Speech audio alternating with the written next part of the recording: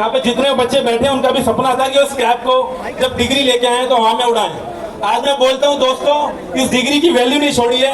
ये धर्मेंद्र मदान जी का पोस्टर है। मैं कहूंगा कि कैप अपनी पास रखें और जो डिग्रियां आपने आज जलाने लायक बना दी है। छात्रों पे यहाँ तो नौकरी नहीं होती, नौकरी तो छोड़िए, आज एमबीबीएस की भी वैल्यू हो गई है। नीट के छात्र बोल रहे हैं भैया जब पेपर ही लीक होना है तो हम नीट का एग्जाम देके करेंगे। छात्रों को बोलना चाहूंगा, आने वाले समय में, अभी तो हमने एक प्रदर्शन करा जंतर मंतर पर, आने वाले समय में धर्मेंद्र प्रधान जी का जो उड़ीसा में घर है, अखिलेश यादव है इधर उड़ीसा से।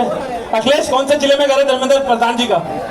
हाँ, तो मैं बोलता हूँ धर्मेंद्र प्रधान जी अब यह प्रदर्शन आपके जिले से चालू होगा, उड़ीसा से। इसके बाद हम जिस तरीके से एमबीबीएस के छात्रों का सपना तोड़ा है, जिस तरीके से आपने बाजार में पेपर बेचा है, अभी तक आपने एनटीए को बैन नहीं करा। हमारी खुले तौर पर मांग है इमीडिएटली एनटीए को बैन करें, नीट का पेपर दोबारा। और ये जो डिग्री है, एक बार साइड हो जाएंगे अनुश्री, मैं बताऊं एक बार, मैं देख लेता हूँ धर्मेंद्र से मिलते तो नहीं, उनका पोस्टर जरूर लगा हुआ है, देखिए आप इतना सुंदर पोस्टर है। एक बार सामने होंगे छात्र, ये डिग्री पे हमें गर्व होता था।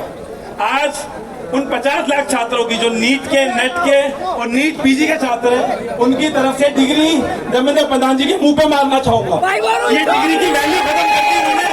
धर्मेंद्र प्रधान जी शर्म करो, या आपने डिग्री बेच दी बाजार में, जिस डिग्री की आज आपने वैल्यू खत्म कर दी।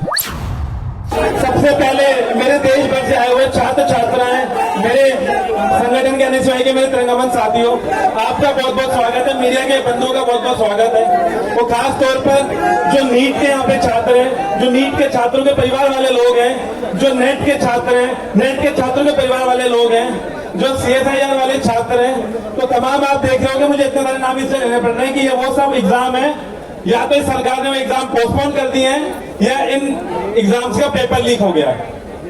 तो सबसे पहले अभी आप साथियों ने सुना, जो नीट के कुछ छात्र मुझसे पहले बोल रहे थे, 4 जून को जब लोकसभा चुनाव का रिजल्ट आया, उसी दिन शाम को जब मोदी जी मगन थे, अपना जश्न मना रहे थे, तो छात्र मेरे दफ्तर में आए शाम को, बताया कि इस तरीके से हमें लगता है भैया पेपर लीक हुआ।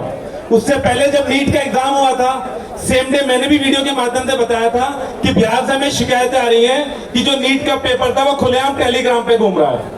उसके बाद पुलिस ने बिहार में कुछ गिरफ्तारियां करी और यह प्रकरण 4 तारीख से लेकर आज 24 तारीख हो गई है। अब इस 24 तारीख का, क्योंकि संसद का सत्र आज से शुरू हो रहा है, तो धर्मेंद्र प्रधान जी ने सिर्फ अभी तक एक सीबीआई इन्वेस्टिगेशन शुरू करी है। और कल मुझे पता चला शाम को कि जो एनटीए के डायरेक्टर थे उनको पद से हटाया है। और लगातार एक हफ्ते से आप सब छात्र देख रहे होंगे किस तरीके से नेट का पेपर लीक हुआ। और अभी मुझे कल जो नेट पीजी का एग्जाम था वो भी सरकार ने पोस्टपोन कर दिया। अब मैं आपको बताऊं नेट पीजी का एग्जाम क्यों पोस्टपोन करा गया, नीट पीजी, तो नीट पीजी का एग्जाम जो पोस्टपोन करा गया, कहीं ना कहीं ये पेपर भी पहले धर्मेंद्र प्रधान जी ने एनटीए के माध्यम से ये पेपर बाजार में बेच दिया होगा, क्योंकि पेपर बाजार में बिक गया था। डर के मारे इनको पता लगेगा कि ये एग्जाम होने के बाद भी टेलीग्राम की खबरें आएंगी, तो उन्होंने ये एग्जाम भी पोस्टपोन कर दिया। चलो एग्जाम पोस्टपोन करना था तो 2-3 दिन पहले कर देते। जब ये नीट पीजी का एग्जाम पोस्टपोन हुआ, फिर छात्रों के फोन आने शुरू हुए कि भैया हम दिल्ली से आगरा पहुंच गए थे, मध्य प्रदेश वाला एक कोने जिले में पहुंच गया था, राजस्थान वाला, जैसलमेर वाला बच्चा जयपुर पहुंच चुका था और बच्चा घबराया हुआ था।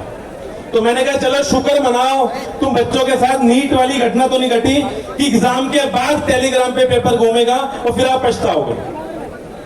और लगभग 7 साल में लगभग 70 पेपर लीक हो चुके हैं। और आप सोचो, हमारे प्रधानमंत्री जी अभी तक चुप हैं और उनकी कठिनी करने में फर्क बताता हूँ। जब 2014 में प्रधानमंत्री जी आए थे तो सबसे ज्यादा देश की आर्मी की बात करते थे कि देश की फौज को सबसे ज्यादा मजबूत प्रधानमंत्री नरेंद्र मोदी जी करेंगे। लेकिन करा क्या, एक अग्निपथ स्कीम लाकर देश की फौज की नौकरी भी कच्ची कर दी। फिर मुझे पता लगा 2019 में, जस्ट कोविड से पहले, वो डॉक्टरों से मिलना शुरू करा नरेंद्र मोदी जी ने कि मैं देश के डॉक्टरों से मिलूंगा, नीट के छात्रों से मिलूंगा। तो पता लगा नीट का पेपर लीक हो गया। और दोस्तों, ये नीट का पेपर कोई आम पेपर नहीं है। यहाँ पे कोई, मेरा मीडिया के साथियों से खासतौर पे बोलना चाहूंगा, जब कोविड का समय था तो कोई यहाँ पे छात्र ऐसा नहीं बचा होगा जिसने अपने परिवार में, रिश्तेदार में, कोई अपने यार दोस्त में, अपने परिवार से, जिसने कोविड में नहीं खोया होगा किसी को। तो सोचिए, डॉक्टर को भगवान मानते हैं और आज वो भगवान नाम के हमारे छात्र के साथ जो अन्याय हो रहा है, ये सरकार अभी भी चुप है। और इन छात्रों की एक छोटी सी मांग है, मुझे तो उम्मीद थी कि सरकार री नीट को कराएगी, साथ में कुछ आर्थिक मदद भी करेगी इन छात्रों की, कि जो कोचिंग की इतनी महंगी फीस है, इनके इतना पीजी में रहते हैं, रेंट का इतना किराया, आर्थिक मदद तो छोड़िए दोस्तों, कि सरकार ने छात्रों को नकार दिया और बोला कोई पेपर लीक नहीं हुआ। अगर पेपर लीक नहीं हुआ तो गुजरात में किसकी गिरफ्तारियां हुई, बिहार में किसकी गिरफ्तारियां हुई? और पहली बार बोलना चाहूंगा, पहली बार मैंने देखने को मिला है जिसने चोरी करी है वो बोल रहा है मैंने चोरी करी है, मेरे पास पेपर 4 घंटे पहले आ गया था बिहार में। लेकिन जिसके घर में चोरी हुई है वो धर्मेंद्र प्रधान जी बोल रहे हैं कोई चोरी नहीं हुई। कभी सुना है ऐसा कि चोर तो कह रहा है मैंने चोरी करी है, ये रहा पेपर मैंने चोरी करी थी, लेकिन धर्मेंद्र प्रधान जी कह रहे हैं कोई नीट का पेपर लीक नहीं हुआ। और आप देखेंगे जब आप उनसे नीट की बात करेंगे तो आपको नेट पे ले जाएंगे, जब दोबारा नीट की बात करेंगे तो नीट पीजी पे ले जाएंगे, फिर नीट पीजी की बात करोगे तो आपको CSIR पे ले जाएंगे। तो दोस्तों ये गुमराह करने की एक पीढ़ी है। और मैं खास तौर पर जो मेरे नीट के छात्र मेरे साथ यहाँ बैठे हैं उनके पेरेंट्स भी कुछ पीछे खड़े हैं, मैं आपको विश्वास दिलाता हूँ जब तक ये नीट का एग्जाम दोबारा नहीं हो जाएगा NSUI देश भर में राहुल गांधी जी के नेतृत्व में पूरी कांग्रेस पार्टी, पूरी NSUI ऐसी सड़कों पर लड़ती रहेगी। शुरू में हमने सरकार को मांग करी थी कि खाली जांच होनी चाहिए NTA की और नीट के पेपर की। हमारे साथ आयुष के भी छात्र आए हैं, मैं इनकी भी बात करूंगा नीट के बाद। लगभग जितने मेडिकल से रिलेटेड एग्जाम होते हैं, आयुष के छात्र भी हमारे साथ हैं, आप देखेंगे ये भी बहुत परेशान है, इनके मुद्दों की मैं बात करूंगा। तो जब हमने पहली बार मांग करी थी धर्मेंद्र प्रधान जी से, मोदी जी से कि आप इसकी जांच कराएं, जांच कराने में आज 24 तारीख हो गई है, अब जाके उन्होंने एक नोटिफिकेशन निकाला है कि हम CBI को केस ट्रांसफर कर रहे हैं, FIR करिए, हम जांच कराएंगे। तो ऐसी क्या मजबूरियां थी धर्मेंद्र प्रधान जी की और NTA को बचाने की कि इतना दबाव NTA का था, इतना क्या दबाव था कोचिंग अकेडमी वालों का, तो आज भी वो नीट का पेपर दोबारा कराने से घबरा रहे हैं। दोस्तों मैं बताता हूँ क्या दबाव था। जब एक मेडिकल की सीट वो 50 लाख 1 करोड़ रुपए में बेच रहे हैं, या जितने पेरेंट्स बैठे हैं मैं आपसे पूछना चाहूंगा, आप सच बताएं आपके पास भी फोन कॉल आया था, नहीं आया था कि 50 लाख में नीट का पेपर मिलेगा या 1 करोड़ रुपए में आपको MBBS की सीट दिला देते हैं? ये कई सालों से प्रकरण चल रहा है। जब भी नीट का एग्जाम होगा कोचिंग एकेडमी वालों के माध्यम से या नॉर्मल जो एजेंट होते हैं, आपको आधे एजेंट पता भी होंगे, बच्चे आधे घबरा रहे हैं उनके नाम बताने में, रैंडम फोन कॉल आने स्टार्ट होते हैं बच्चों के पास कि 50 लाख में पेपर ले लो, 1 करोड़ रुपए में आप MBBS की सीट ले लो। जब खुलेआम इस तरीके का पैसा का इस्तेमाल हो रहा है तो मैं बोलना चाहता हूं धर्मेंद्र प्रधान जी, आपने कितना पैसा लिया इन कोचिंग एकेडमी वालों से, इन 100, 200, 500 बच्चों से जिनके लिए आपने पेपर लीक करा।